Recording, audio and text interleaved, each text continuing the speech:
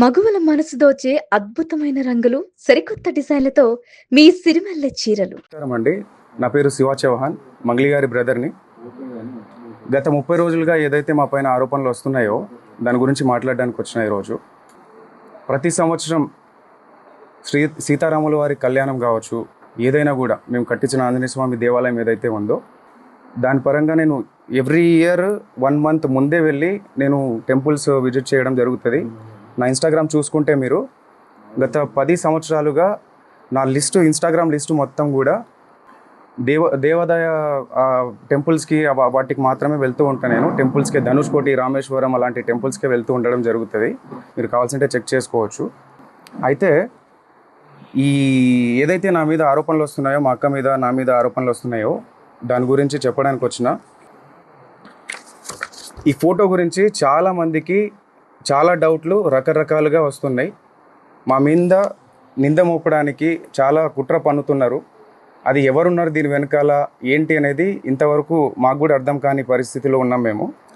ఇది కలిసింది ఒక ఎమ్మెల్యే ప్రోగ్రాంలో భాగంగా మమ్మల్ని ఇన్వైట్ చేసిన తర్వాత, ఆ ప్రోగ్రామ్ని అటెండ్ అయిన తర్వాత ఎవరైతే మధు వచ్చిండో దానికి సంబంధించిన ఫోటో ఇది వచ్చి తీసుకెళ్ళడం జరిగింది.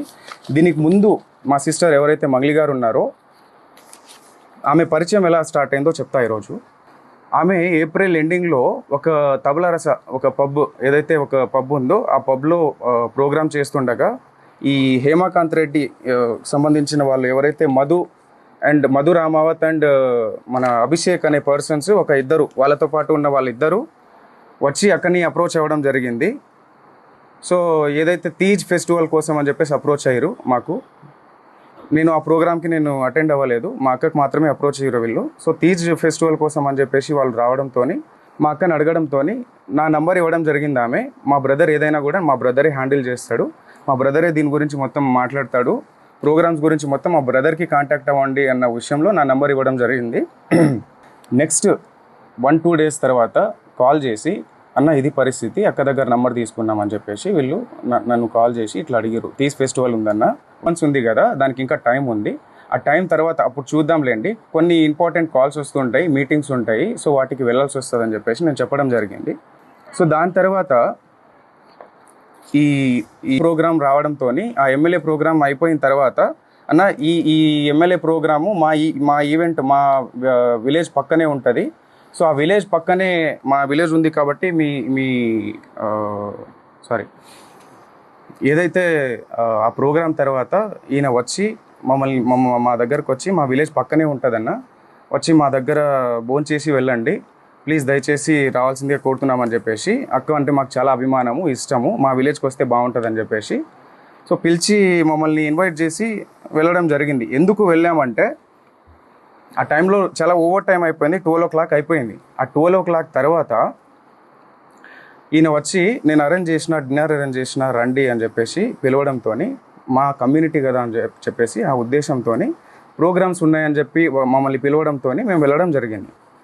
వెళ్తే అక్కడ అక్క నీ ఫోటో, నేను కన్స్ట్రక్షన్లో ఉంది ఇల్లు, ఆ ఫోటో నేను తీసుకుంటాక గుర్తుగా ఈ ఇంటి ఓపెనింగ్కి నేను పిలుస్తా మిమ్మల్ని, ఈ ఇంటి ఓపెనింగ్కి మేము పిలుస్తా, అప్పటికి నేను ఫ్రేమ్ కట్టించుకుంటా అక్క మా ఇంట్లో, నాకు గుర్తుగా ఉంటుంది అని చెప్పేసి మేము డిన్నర్ చేసిన తర్వాత కింద దిగిన ఫోటో ఇది.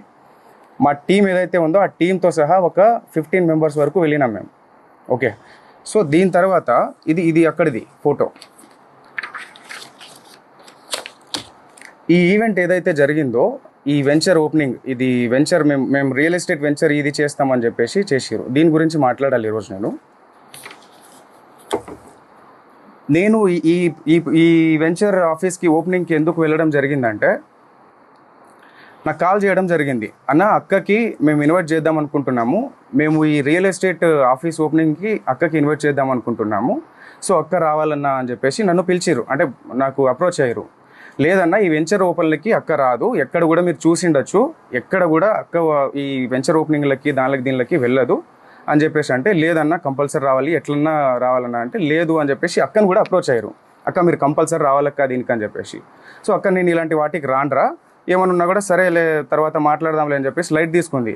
మళ్ళీ ఫాలోఅప్ చేసుకొని అక్క రావాలక్క అని చెప్పేసి June 9th ఇది జూన్ 9th చేసుకున్న ఒక ఈ ఆఫీస్ ఓపెనింగ్కి నన్ను ఇన్వైట్ చేయడం జరిగింది. అంటే నువ్వన్నా రా అన్న, మాకు కొంచెం హెల్ప్ఫుల్ ఉంటుంది, నా బిజినెస్కి కొంచెం గ్రోత్ ఉంటుంది, నువ్వు వస్తే నేను కొంచెం చెప్పుకుంటా అన్నట్టు నన్ను పిలవడం జరిగింది. ఆ రోజు నాకు ఫీవర్లో కూడా నేను కార్ పంపిస్తా అన్నా నీకు అని చెప్పేసి అంటే, నేను రాలేను నాకు ఫీవర్గా ఉందంటే నేను కార్ పంపిస్తా అన్నాడు. కార్ పంపించి నన్ను తీసుకెళ్ళి అక్కడ ఆఫీస్లో ఈ ఫోటోలు దిగడం జరిగింది. అక్కడ ఎవరెవరు ఉన్నారు, ఎక్కడి నుంచి వచ్చారు, వాళ్ళంతా ఏంటి అని చెప్పేసి నాకు తెలియదు. ఓన్లీ అది ఒక జిఎన్ఐ ఆఫీస్, ఏదో జిఎన్ ఆఫీస్ అని చెప్పేసి ఓపెనింగ్కి మాత్రమే పిలిచిరు నన్ను. జూన్ 9th అక్కడ ఫొటోస్ దిగినాం, అంతా అయిపోయింది. దాని తర్వాత ఈవినింగ్ టైంలో నేను రిటర్న్ రావాలి అనుకొని, నాకు తొందరగా వెళ్ళాలి, నేను జూన్ 10th అక్క బర్త్డే ఉంది కాబట్టి రేపు నాకు బర్త్డే ఉంది అక్కది, ఆ పనులన్నీ నేను చూసుకోవాలా, పైగా నాకు ఫీవర్ ఉంది, నాకు చాలా ఇదిగా ఉంది, వెళ్ళాలి అంటే సరే అని చెప్పేసి ముగ్గురు వ్యక్తులతో నన్ను డ్రాప్ చేయడం జరిగింది. వీళ్ళు కూడా వచ్చారు ఆ రోజు జూన్ 9th నైట్ టైంలో. చాలా లేట్ అవ్వడం జరిగింది ఆ రోజు ఈవినింగ్, లాంగ్ కాబట్టి మేము ఉండే ఏరియా నుంచి వీళ్ళ ఏరియాకి, మల్లేపల్లి గ్రామానికి, సో ఈ ఆఫీస్కి. సో వీళ్ళు ఎవరైతే నా మీద ఈ పర్సన్ ఎవరైతే నా మీద మొన్న చెప్పడం జరిగింది, వీళ్ళు ఎవరో కూడా నాకు తెలియదు, జస్ట్ డ్రైవర్లుగా వచ్చిర్రు, వెనకాల నన్ను వదలడానికి వచ్చిర్రు. వీళ్ళు వచ్చి నా దగ్గర ఫోటో తీసుకున్న ఫోటో ఇది, మా ఇల్లు బ్యాక్గ్రౌండ్లో, ఇది మా ఇల్లు బ్యాక్గ్రౌండ్, ఇక్కడ ఆఫీస్, ఏదో బ్యాక్గ్రౌండ్లో ఒక ఆఫీస్ ఉంటుంది. సో ఇంటి దగ్గర దిగిన ఫోటోని ఈరోజు ఇన్ని లక్షలు ఇచ్చాము, అన్ని లక్షలు ఇచ్చాము అని చెప్పేసి అబద్ధాల ప్రచారం చేస్తున్నారు ఈరోజు. సో దయచేసి గమనించాలి మీరు, ఇది అక్కడ జరిగిన విషయం. దాని తర్వాత మేలో ఏదైతే ఎమ్మెల్యే ఫంక్షన్ తర్వాత మేలో మేము ఆ ఇంటికి వెళ్ళి వచ్చిన తర్వాత ఒక 10-15 days తర్వాత నాకు కాల్ చేసి, అన్న ఆఫీస్ ఓపెనింగ్ అని చెప్పేసి ఏదైతే చెప్పిండో ఆయన, ఆఫీస్ ఓపెనింగ్కి వెళ్ళడం జరిగింది నేను. ఓకే, ఆఫీస్ ఓపెనింగ్కి వెళ్ళక ముందే నాకు ఆఫీస్ వెంచర్ ఇట్లా మేము ఇది చేస్తున్నామన్నా, మాకు రియల్ ఎస్టేట్ ఆఫీస్ ఇట్లా పెట్టాలనుకుంటున్నాము, సిటీలో పెట్టాలనుకుంటున్నాము, సిటీలో ప్లస్ మేము మల్లేపల్లి దీంట్లో కూడా పెట్టాము, దానికి కంపల్సరీ అక్కని ఇన్వైట్ చేస్తామని చెప్పేసి ఏదైతే ఈ ఆఫీస్కి నన్ను ఇన్వైట్ చేసిరో దానికి ముందే విషయం ఎక్కడ, వీళ్ళ పరిచయం మాకు గట్టిగా ఏర్పడింది ఎక్కడ అంటే, ఈ ఆఫీస్కి ముందు నాతో మాట్లాడేటప్పుడు, అన్న ఆఫీస్ వెంచర్ ఓపెనింగ్ అని చెప్పేసి మేము ఆ సంబంధించిన ఈ ఏదైతే ఆఫీస్ ఉందో రియల్ ఎస్టేట్ ఆఫీసు, ఇదే ఆఫీసు హైదరాబాద్లో కూడా ఓపెన్ చేద్దాం అనుకుంటున్నామని చెప్పేసి ముందే చెప్పారు నాకు. దీనికి రావాలి మీ అక్క, లేదంటే అక్కడ హైదరాబాద్లో అన్న రావాలి అని చెప్పేసి అన్నారు. సో అలా అనడంతో నేను మా ఆఫీస్ ఏదైతే ఆఫీస్ పర్పస్ పెట్టుకుంటామన్న దాని మీద వాసవి అని చెప్పేసి మా ఫ్లాట్ ఉంటుంది, ఆ ఫ్లాట్ని అమ్మడానికి అని చెప్పేసి మేము ఎప్పటి నుంచో సేల్లో పెట్టినాం, అది 1 year బిఫోర్.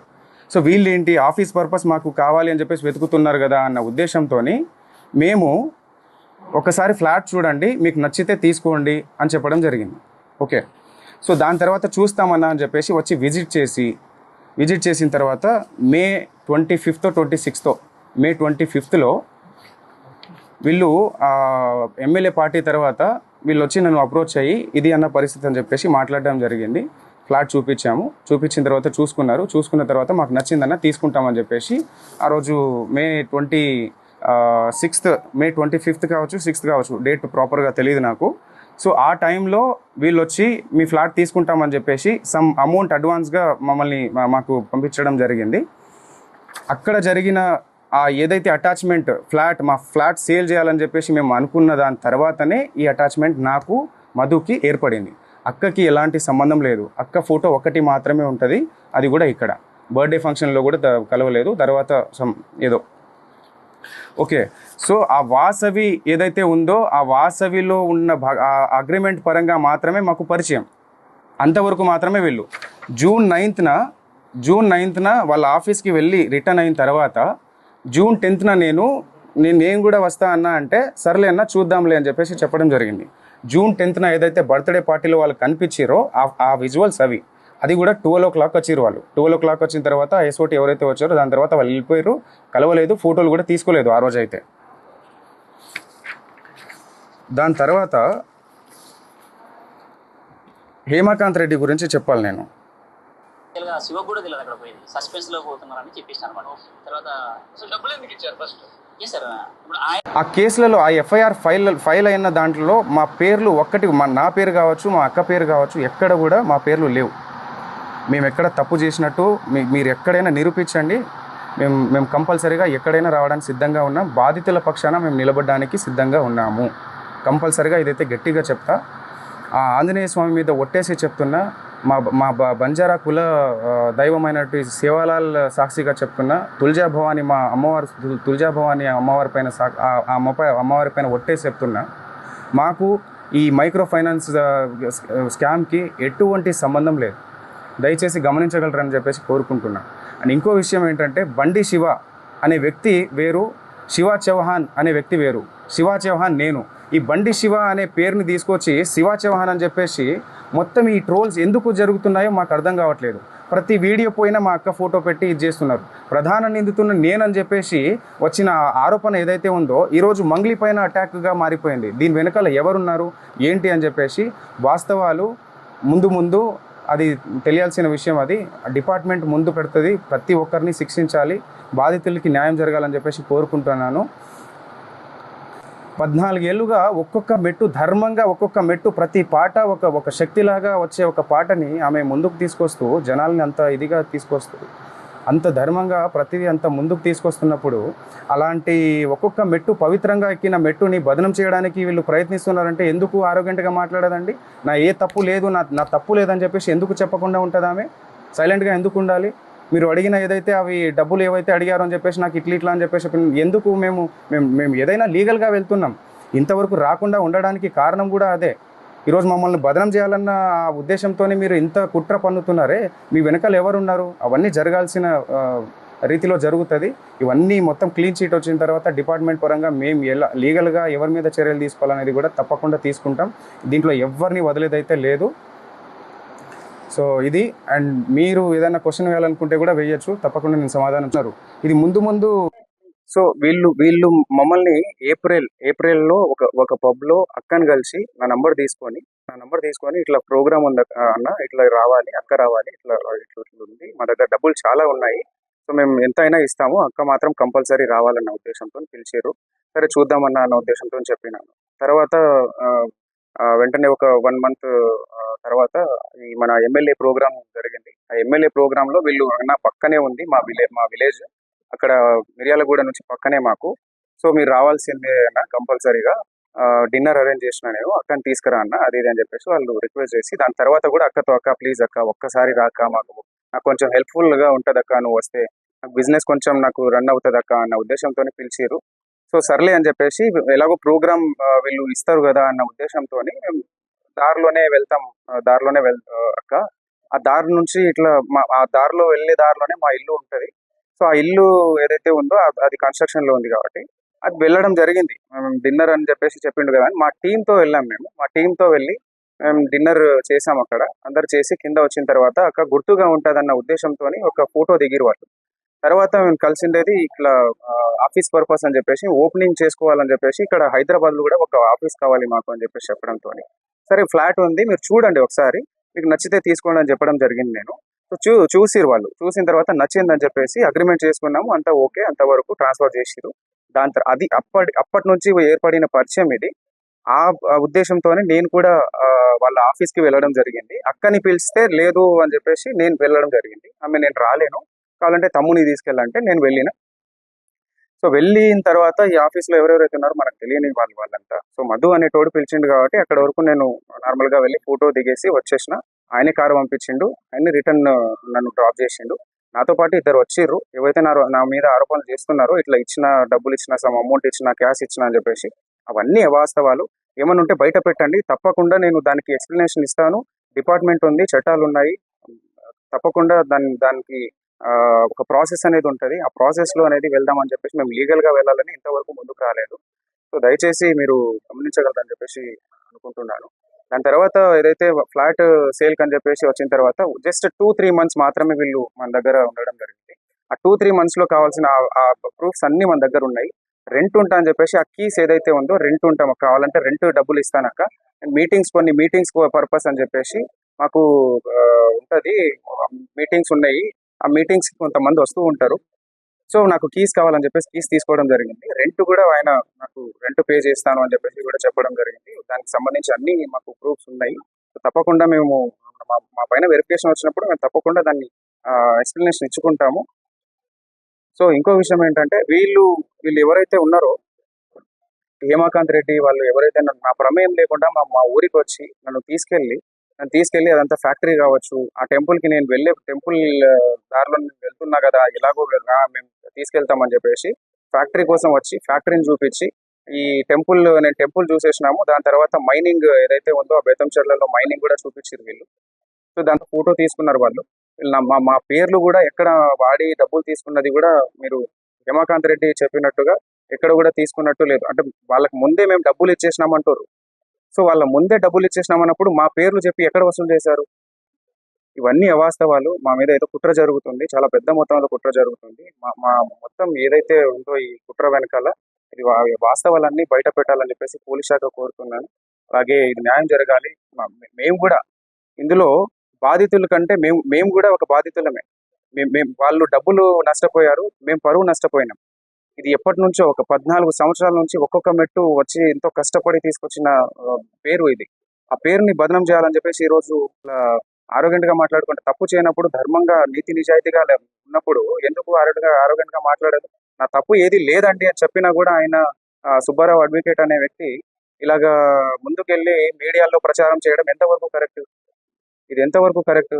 ఆమె బదనం చేస్తున్నప్పుడే కదా ఇదంతా ఆమె చెయ్యకండి, ఇదంతా తప్పు, ఇది కావాలంటే వెరిఫికేషన్ చేసుకోండి, మీరు పోలీస్ శాఖలు ఉన్నాయి, చట్టం ఉంది, మీరు అడ్వకేటే కదా, మీరు వెళ్ళి విచారించుకోండి, విచారించుకున్న తర్వాత మీరు మీడియాలోకి వెళ్ళండి అని చెప్పినా కూడా లేదు, అది నువ్వు ఫోటోలు ఉన్నాయి, మీ తమ్ముడు ఉన్నాడు ఇక్కడ అని చెప్పేసి చెప్పడం ఎంతవరకు కరెక్ట్? పోలీస్ శాఖ మొత్తం డిపార్ట్మెంట్ కావచ్చు, ఇంకోరు విచారణ చేయకముందే ఇన్ని ఆరోపణలు మా పైన కుట్ర పన్నినట్టు కాదా? ఇదంతా మా వెనకాల కుట్ర చేస్తున్నట్టు కాదా? మీకు అనిపించట్లేదు? ఒక్కసారి ఆలోచించాల్సిందిగా కోరుతున్నాం. అవన్నీ అవాస్తవాలు. ఏవైనా కూడా ముందు పెట్టమని చెప్పండి. కేవలం ఫోటోలు చూపించి ఒక సెలబ్రిటీ స్థాయిలో ఉన్న వాళ్ళు చాలా మందితో దిగుతారు, కూడా వందల మందితో దిగుతారు. ఆ ఫోటోలు తీసుకొచ్చి ఇవి చేయడం ఎంతవరకు కరెక్ట్? ఒక్క ఆధారం కూడా ఈ 100 ఎఫ్ఐఆర్లు అయిన దాంట్లో ఒక్క పేరు కూడా మా పేరు లేదు, ఒక్క కేసులో కూడా మా పేరు లేదు. ఈ రోజు సుబ్బారావు అడ్వకేట్ అనే వ్యక్తి ఏ కేసు లేకుండా, ఏ ఆధారాలు లేకుండా కేవలం ఆరోగ్యంట్ గా మాట్లాడింది, కేవలం నన్ను ఇబ్బంది పెట్టింది, నన్ను ఇట్లా మాట్లాడింది, ఆమె ఇలా మాట్లాడింది, ఆమె వ్యక్తిత్వం కరెక్ట్ కాదు అని చెప్పడానికి ఆయన ఎవరు? ఆయన ఏదైనా లీగల్ గా వెళ్ళాలి, కానీ ఒక అడ్వకేట్ లీగల్ గా వెళ్ళాలి, చట్టం ద్వారా వెళ్ళాలి. ఏదైనా కోర్టులు ఉన్నాయి, పోలీస్ శాఖలు ఉన్నాయి, వ్యవస్థలు ఉన్నాయి. ఎందుకు ఇవన్నీ ఈ ప్రాసెస్ లో మీడియాలో ఇప్పటికీ స్టిల్ ఈ రోజు కూడా ఆయన వెళ్ళి మీడియాలో ప్రచారం చేయడం జరుగుతుంది. సో ఇవన్నీ మా మీద కుట్ర జరుగుతున్న ప్రాసెస్ అది. సో ఇది జనాలు గుర్తించాల్సిందిగా కోరుతున్నాము. దయచేసి మీడియా మిత్రులు కూడా నేను చెప్పడం ఒకటే, అందరికీ మీరే వాస్తవాలు మీరే బయట పెట్టాలి. సో ఇది కంపల్సరీగా ఇది అయిపోయిన తర్వాత, క్లీన్ షీట్ వచ్చిన తర్వాత, మా తప్పు ఏది లేదు అని చెప్పేసి తెలిసిన తర్వాత దీని మీద తప్పకుండా యాక్షన్ తీసుకుంటాం. ఎవరెవరైతే మా పేరుని నష్టం కలిగించారో తప్పకుండా మేము దానిపైన చర్యలు తీసుకుంటాం.